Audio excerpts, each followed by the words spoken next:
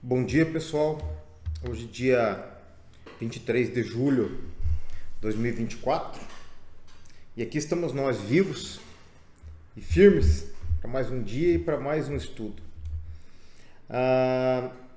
Muito legal essa palavra de hoje. Eu recomendo muito que vocês leiam lá Mateus 24 e 25, porque fala bastante do esfriamento do amor nos últimos tempos, dos falsos profetas, das guerras, rumores de guerras e do sinal, né, do Filho do Homem no céu e tal. Ali vocês vão entender um negócio muito interessante. Tudo na história humana advém de um processo. E os eventos bíblicos, escatológicos também, eles seguem processos. Então, se acontecer da gente ser contemplado de estar aqui nos dias do fim, isso vai ser legal. É meio assustador, mas é legal, porque isso aqui vai acontecer um dia. Mas, particularmente, eu acho que como o tempo para Deus ele corre de uma maneira diferente do que para nós, porque Deus se desloca no tempo para frente, para trás e comanda isso. Então, essas coisas podem acontecer amanhã, hoje ou daqui a 100, 200, 300, 500, 1000 anos. Eles achavam que quando Jesus falou assim, não passará essa geração até que essas coisas aconteçam, que o negócio ia ser logo, né? E talvez por isso mesmo que houve aquela explosão tão grande da igreja ali no livro de Atos, né? Porque o pessoal começou a abandonar tudo, ia para a igreja, repartia as coisas e tal. Mas eles tinham essa noção de que não passaria aquela geração sem que essas coisas acontecessem. Isso é muito misterioso, mas como eu digo para vocês, a gente tem que viver hoje de forma correta e com fé, como se hoje fosse o dia da vinda de Jesus. E tem que olhar também para daqui a 10, 20 anos, porque se Jesus não voltar particularmente ou não voltar para a igreja nesse tempo, o que acontece? A gente vai estar vivo aqui, então a gente tem que cuidar da saúde, tem que guardar um dinheiro para poder viver bem nossa velhice e tal. Tudo isso faz parte da prudência. Mas o que eu quero falar mesmo hoje é a parábola dos 10 talentos que está lá em Mateus 25, do 14 em diante. Eu não vou ler a parábola, mas se sabem, né? Um foi dado 5 talentos, outro foi dado 2, outro foi dado 1. O de 5 foi lá, negociou, ganhou mais 5. O de 2 foi lá, negociou, ganhou mais 2, foram elogiados. E o de 1 enterrou talento e o chefe dele falou que ele devia pelo menos ser deixado no banco para ter os juros. Tá? Isso aí era um sermão dado para os discípulos, tá? No Monte das Oliveiras. E um pouquinho antes ele deu o sermão das 10 virgens, que também é muito legal, falando da gente ter exatamente o que eu falei para vocês aqui, da gente estar preparado hoje, ter o óleo hoje, porque se o noivo chegar hoje, se não tiver o óleo, fica, né? Mas a questão dos talentos, ela me chama bastante atenção no seguinte contexto. De manhã eu estava vendo televisão falando de guerra, de armamentos, de gente para lá e para cá se matando e tal. Bom, vamos pensar assim, ó. Ímpios, crentes, maus crentes, né? Todos vão dar conta dos seus atos um dia. A vida é curta. 70 anos, uns vivem bem menos, outros vivem um tanto mais, mas a vida é curta e todo mundo vai ter que dar conta da sua vida aqui, né? Vejam, por exemplo, o que a pessoa fez com o seu corpo? Pensando assim, de uma forma bem simples, uma tripartição. Um homem espírito, que é a parte que veio de Deus, volta para Deus quando o cara morre. A alma, que é a nossa parte de sentimentos, a parte intelectual, a parte mental, e o corpo, que é a parte física. Então o corpo é o nosso veículo, que tá, digamos assim. Ele está emprestado para nós por esse tempo, a gente usa ele um tempo aqui e tal.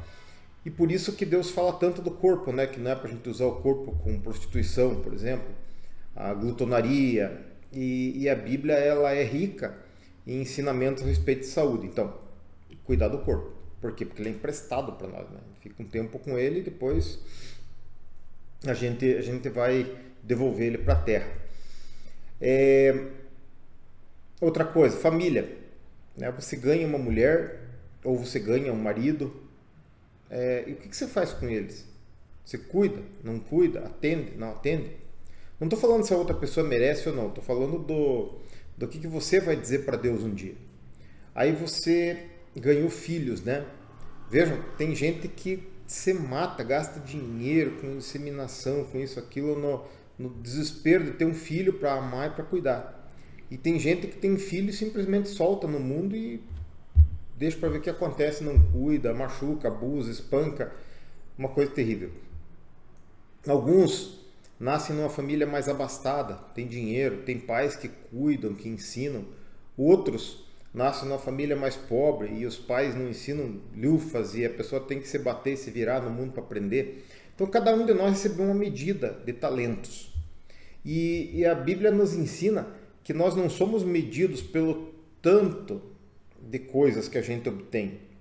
Tá? Então, se você vê, vamos falar de dinheiro, por exemplo.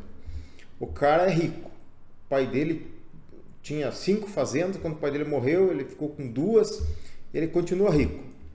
Tá? Não tem problema. O outro era muito pobre, o pai não tinha casa, não tinha nada, vivia na maior miséria e no fim da vida ele trabalhou, comprou uma casa razoável, tem o seu carro, uma poupança e tal. Então, aquele rico continua rico, esse aqui continua não rico. Mas esse aqui é próspero, ele progrediu muito mais do que o outro. Porque o pai tinha 5 fazendas, ele tem 2. Esse aqui o pai não tinha nada, ele conseguiu melhorar a sua vida bastante. Ele não ganhou nada, digamos assim, e conseguiu progredir. Esse é próspero. E os talentos funcionam assim. Porque, vejam, vamos pegar um exemplo bem legal que está no nosso meio. Vamos pegar um pastor desonesto. O cara recebeu um talento, às vezes, para ensinar e para falar bonito, e ele é colocado lá para abençoar o povo. E ao invés disso, ele fica rico, ele enriquece, aumenta muito sua igreja e tal, e tosquia as ovelhas, né? Ou tosqueia, não sei como é que é o verbo, mas ele tira a lã das ovelhas para si, né? Põe as ovelhas lá, ele tem uma mesa farta e as ovelhas passam necessidade. Já viram isso? Um político. O cara recebeu um dom para falar, para envolver os outros, para ser convincente, e Deus colocou ele lá para servir as pessoas. E ele, ao invés de servir as pessoas, ele se serve das pessoas. Ao invés de ele usar o talento dele para abençoar o povo, organizar o povo e fazer o povo seguir um caminho legal ali e prosperar o país, ele vai lá e ele acaba colocando... Que nem hoje, ó. Hoje nós temos um maniqueísmo. O que é o maniqueísmo? É a arte de colocar uma pessoa contra a outra. É o nós e o eles. Esse povo hoje se beneficia muito. Por quê? Porque os de direita dizem, os canhotos lá e tal, os canhotos não são de Deus e não sei o que e tal, e são isso, são ladrãozados e tal. Daí os da esquerda dizem assim, os de direita, extrema-direita, são fascistas, porque querem isso, porque aquilo. Dividem o povo. Homossexuais, heterossexuais, brancos, pretos, pobres, ricos e aí por diante. Dividem o povo. Para quê? Benefício próprio. Porque com isso eles se mantêm no poder, eles ganham muito dinheiro e continuam ali. Então, aqui, percebem o que o pessoal está fazendo com os seus talentos?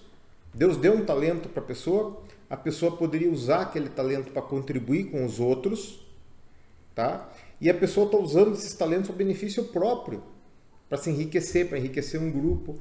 E nisso que eu gostaria de te desafiar para você sondar o teu coração, tá? Qual é o talento que Deus te deu? Quais são os bens que Deus colocou na tua mão? O que você tem habilidade para fazer? Tá? Você pode ser uma pessoa que fale muito bem, pode ser uma pessoa que tenha confiança dos outros, pode ser uma pessoa que saiba cozinhar, uma pessoa que saiba organizar os outros, dar ordem, ser um empresário, ser alguém assim. Mas para que você está usando isso aí?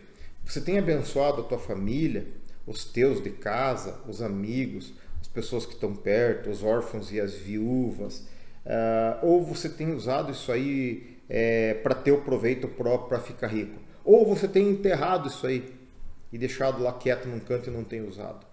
É uma coisa para a gente pensar, não é? Uma coisa para a gente pensar, porque certamente Deus deu um talento para mim, deu um talento para você. A gente pode não ser o melhor jogador de futebol, a gente pode não ser o melhor cantor, a gente pode não ser um político envolvente, um pastor, um pregador envolvente, mas algum talento a gente tem, né? Tem um talento. Tem pessoas que podem ter o talento de cozinhar o sopão para dar de comer os outros. Tem outro que Deus deu um pouquinho mais de dinheiro, pode comprar um cobertor para levar para quem tem frio. E aí por diante.